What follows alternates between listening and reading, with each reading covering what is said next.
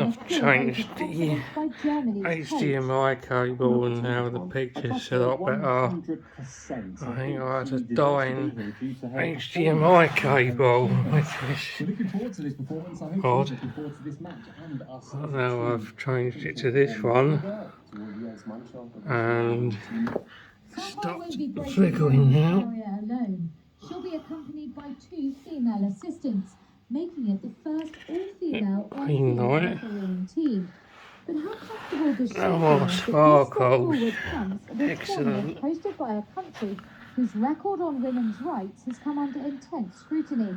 It's not me who decided this photo. When you are selected for the World Cup, how we can say that I'm not going?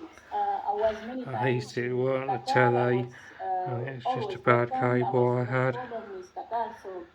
We know that there is some difficulties there. And the flickering stopped now. I think and I hope this World Cup will end them. For so long in refereeing, women were on the fringes. Now on the biggest stage of the world, there'll be a woman in the middle.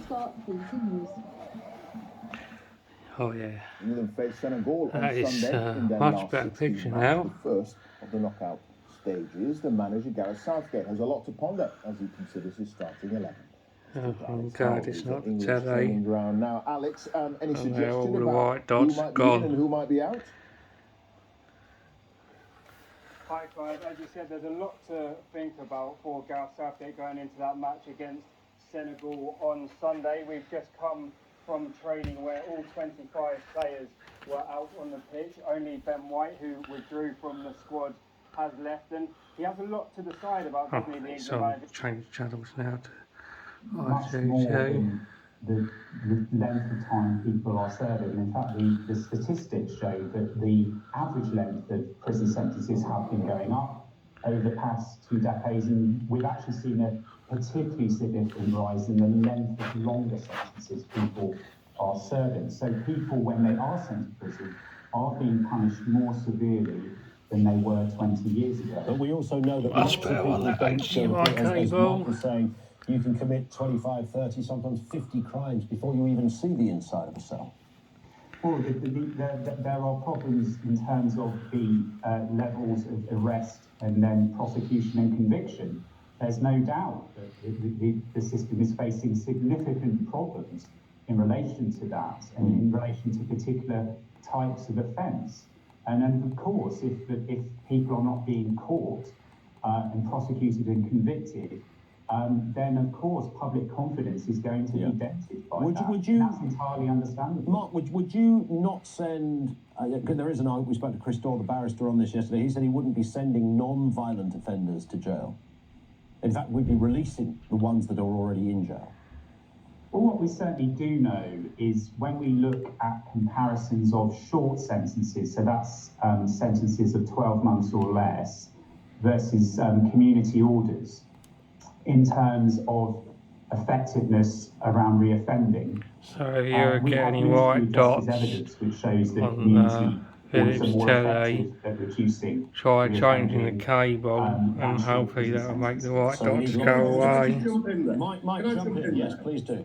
Yeah, because we hear this works on this one. People who've just been in, less than 12 months, they've already committed, 25, 30 offences before they get there. So there's no professors ever come on these shows and say, oh, these community service arms don't work because they've had 25. And the ST's a good picture as well.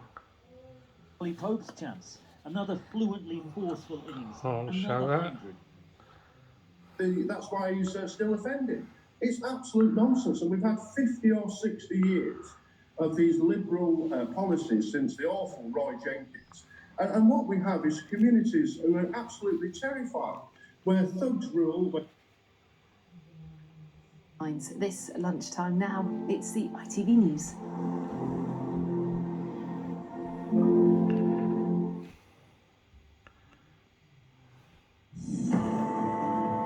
From the boss of the NHS, really nice picture. Storm is approaching. Staff are battling with a rise in A&E admissions and fighting to free up beds. What we're seeing are seasonal pressures on the service, so a real uptake in cases of the flu and also of norovirus, coupled with all of the existing pressures that are well known about. Also this lunchtime, the royal race row rumbles on as the Prince and Princess of Wales arrive in the US. Plus, tourists flock to Hawaii after the world's largest active volcano erupts. And